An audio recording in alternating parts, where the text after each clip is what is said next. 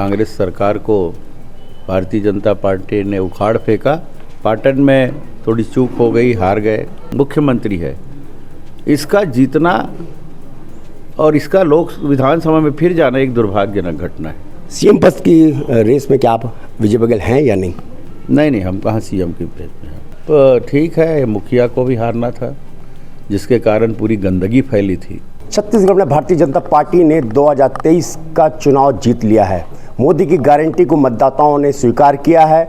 आज मेरे साथ है दुर्ग सांसद विजय बघेल, जो भारतीय जनता पार्टी पाटन से प्रत्याशी रहे और पराजित हुए, और पार्टी के लिए इन्होंने घोषणा पत्र समिति का संयोजक बनाया गया था। इन्हीं के द्वारा घोषणा पत्र बनाया गया था, जो एक सार्थक साबित हुई।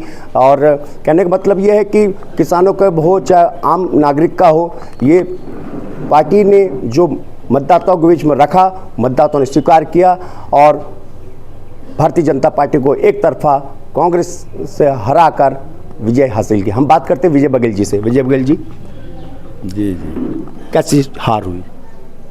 हार कहाँ हुई, जीत हुई है। सरकार हमारी बनी है। भ्रष्टाचार और शराबखोरी में लिप्त और झूठ और फरेब की राजनीति करने वाली कांग्रेस सरकार को भारतीय जनता पार्टी ने उखाड़ फेंका और आज एक विश्वास भरी मोदी जी का गारंटी के रूप में हमारी सरकार बनी है।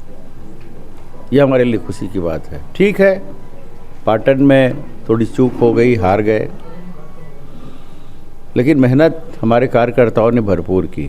जनता का आशीर्वाद भी हमारे साथ है। 75,000 से ऊपर वोट पाना ये हमारे लिए सौभाग्य की बात है। मगर अंतर तो अंतर है, हार जीत तो हार जीत है, उसका दुख भी नहीं है। लेकिन एक चीज़ का मलाल हमेशा मन में रहेगा कि जो अगुवा थे इस सरकार की, कांग्रेस सरकार की, जिसके कारण पूरा छत्तीसगढ़ कर्ज में डूब गया, भ्रष्टाचार का आलम है, शराबखोरी का एक चरम सीमा भी पार कर गए थे लोग, और कानून व्यवस्था बिगड़ चुकी थी। ये जो मुख्यमंत्री है, इसका जीतना और इसका लोक विधानसभा में फिर जाना एक दुर्भाग्यजनक घटना है। वो मलाल हमेशा रहेगा कि इस जैसे लोग भी हैं जिनको विधानसभा में भेजने के लिए कुछ लोग सहयोग भी करते हैं, ये मलाल रहेगा।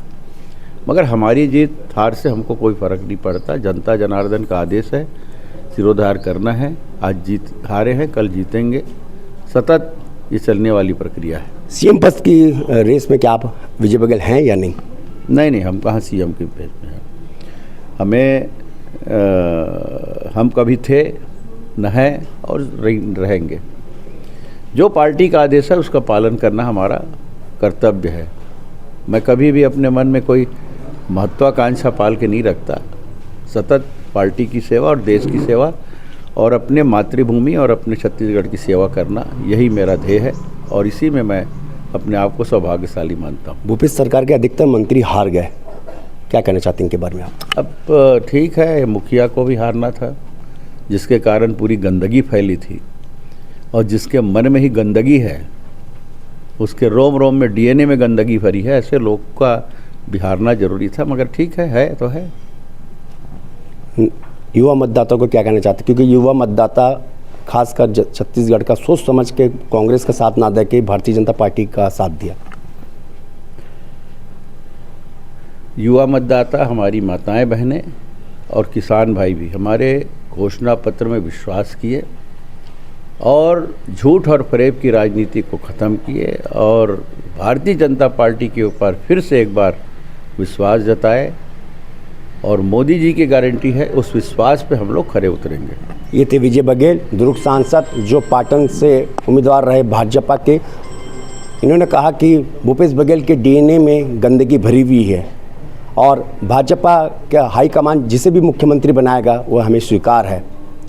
मतदाताओं ने मोदी जी की गारंटी पर विश्वास करके भाजपा को विजय बनाया और छत्तीसगढ़ में एक अच्छा शासन आएगा, ये मतदाता कह रहे हैं। रघुनंदन पंडा, छत्तीसगढ़ तक, दुर्ग।